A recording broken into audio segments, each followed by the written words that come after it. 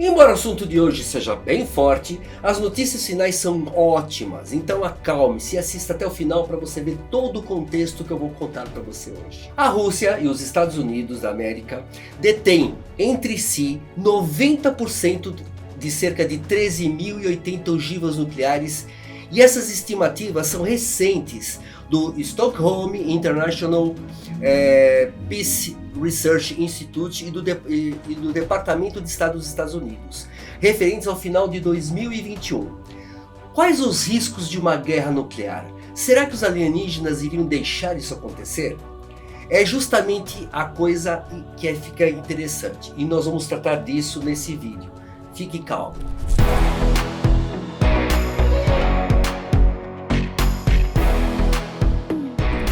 O regime de Vladimir Putin é que tem mais armas nucleares, que é a Rússia. Trata-se de cerca de 6.257 armas nucleares, das quais 4.497 estão prontas a ser usadas, e os restantes 1.760 aguardam desmantelamento delas. São armas antigas.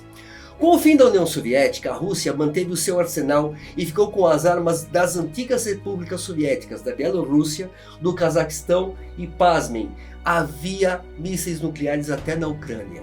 Outros países possuem armas nucleares também? No total são 9 países, como na imagem ao lado, que você está vendo, com cada um com seu arsenal de armas nucleares.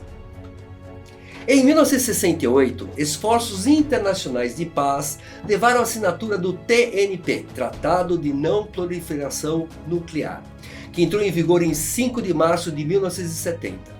Atualmente conta com a adesão de 189 países, 5 dos quais são reconhecidos como estados com armas nucleares, pois alguns deles não revelam suas armas, as quantidades, mas todo mundo sabe ou supõe que elas têm. Então existe um risco de elas serem usadas nesse momento? Vamos lá. Sim e não. Mas deve ser muito bem pensado, porque as consequências são complexas, gente. Se alguém pensar em usar as armas nucleares, tem que pensar nas consequências. Veja na imagem os danos de uma arma nuclear de 100 quilotons. E ela atinge um raio de 8 km, ou seja, 16 km de diâmetro de danos. Olha só essa imagem, o estrago que ela vai fazer. Diversos riscos afastam também essa possibilidade. Entre esses riscos estão a destruição mútua, porque se um ataca o outro vai atacar um. Perdas irreparáveis de cidades inteiras e milhões de habitantes. Potencial inverno nuclear que pode ocorrer com explosões nucleares. Bom, prejuízos para todo mundo, perdendo muito mais do que se ganharia em vencer uma guerra nuclear. Se conquistar um território, então, e você tirar uma bomba para conquistá-lo, ele vai ser inútil o território, devido aos danos causados pela reação. Então tem que se pensar muito bem nisso. Mas olha só que interessante. Em junho de 1921, o escritório do diretor da Inteligência Nacional dos Estados Unidos emitiu seu relatório ao Congresso dos Estados Unidos sobre a questão dos UFOs, ou OVNIs, que foi chamado de Avaliação Preliminar de Fenômenos Aéreos Não Identificados. Você deve ter ficado sabendo o que aconteceu em junho do ano passado, que eles liberaram essas informações.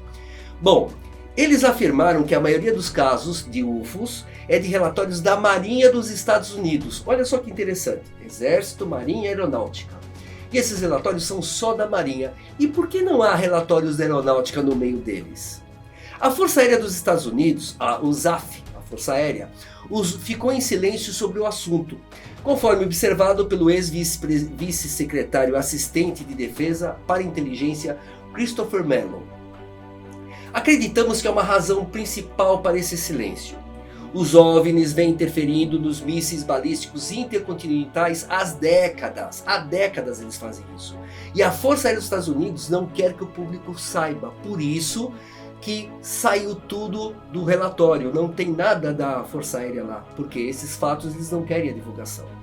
Em resposta a uma crescente ameaça de mísseis da Rússia, a Força Aérea dos Estados Unidos começou a implantação de mísseis balísticos intercontinentais em 1959. Eles começaram a instalar lá as primeiras bombas só em 1959, isto é, 70 anos atrás. Não, 62 anos atrás, cheguei bem mais perto agora.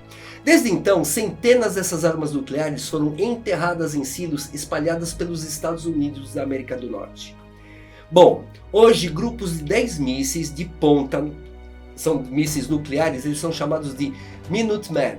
São controlados por pares de oficiais do controle de lançamento da Força Aérea. Essas pessoas, elas se sentam em uma cápsula de controle enterrada no subsolo, conhecido como Centro de Controle de Lançamento.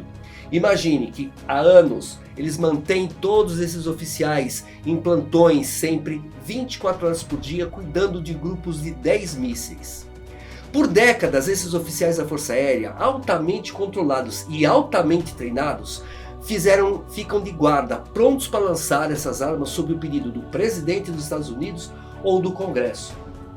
Mas olha só que interessante, em 2010, 2013 e 2021, vários desses oficiais aposentados da Força Aérea realizaram uma coletiva de imprensa no The National Press Club of Washington, D.C.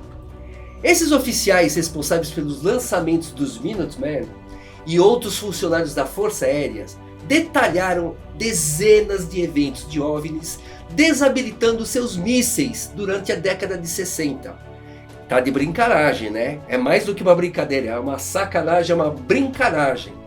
Bom, em entrevistas, os capitães aposentados da Força Aérea Robert Salas e David Schindele, que fizeram parte desses eventos de imprensa, explicaram por que a Força Aérea está em silêncio com relação às atividades OVNIs. Só a Marinha falou. A Força Aérea, fecha a boca e joga a chave fora. Bem, Salas, um graduado da Academia da Força Aérea dos Estados Unidos, era um dos controladores de mísseis da Força Aérea, do 490º Esquadrão. Olha só, tenho que se parar para falar como se falar 490 em números ordinais, né? Do Esquadrão de Mísseis Estratégicos da Base Aérea de Mauston, em Montana. Bem, na manhã do dia 24 de março de 1967, enquanto estava em serviço com seu comandante a 60 pés de profundidade, isto é, a cerca de 18 metros de profundidade, em seu centro de controle de lançamento, ele recebeu um telefonema do guarda de segurança da superfície e ele estava em pânico. E esse informou que um grande objeto vermelho brilhante pairava sobre a instalação. Gente, foi uma loucura, imagine. Em poucos minutos, todos os 10 mísseis nucleares começaram a ficar offline, desligados em uma rápida sucessão, indicando problemas com seus sistemas de controle e de orientação. Os mísseis ficaram offline, desligados, por um dia inteiro antes de finalmente serem trazidos de volta ao estado de alerta.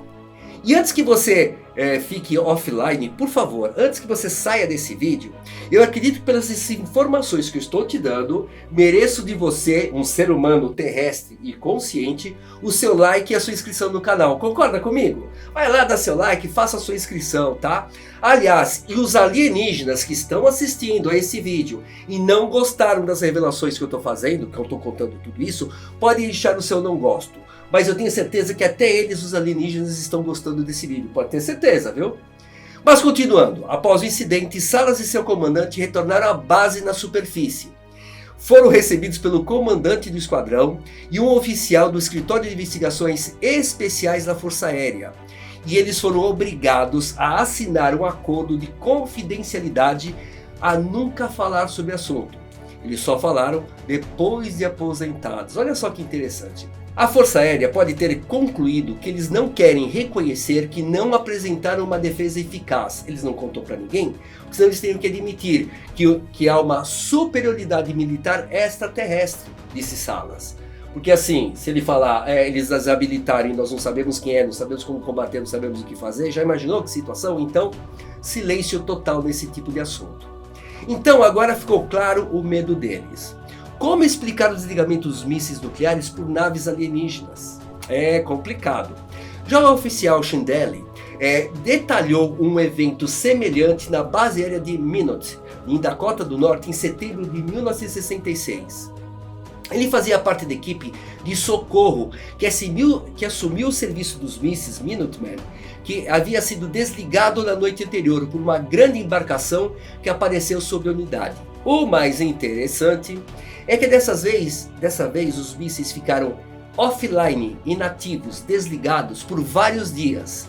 E embora ele não fosse obrigado a assinar um documento de confidencialidade, foi ordenado que para não falar do assunto, mesmo com outros funcionários da Força Aérea, o que pelo jeito não adiantou muito, né?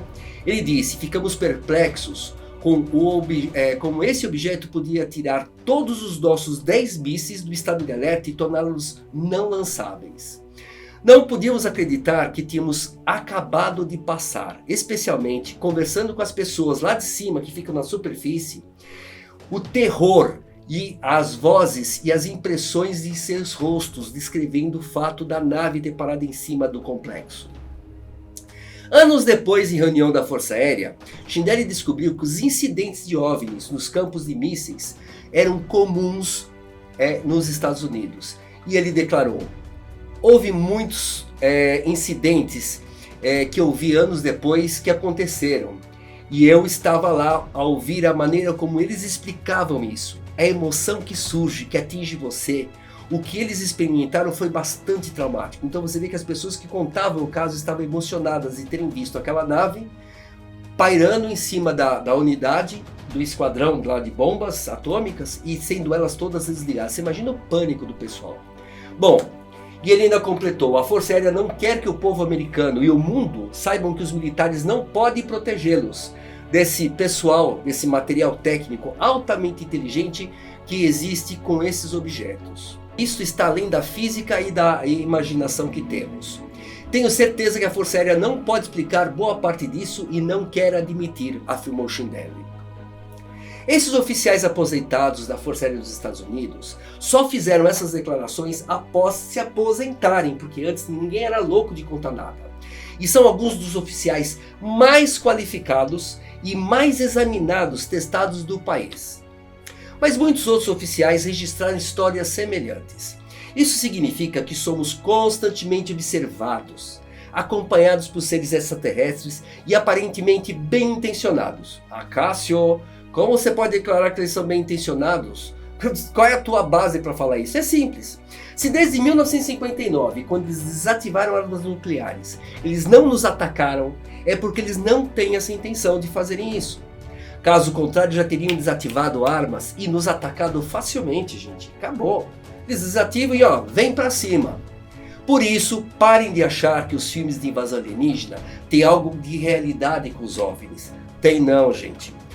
São puros filmes publicitários para nos manter sob o medo e nos manter longe do assunto. Pode ter certeza disso.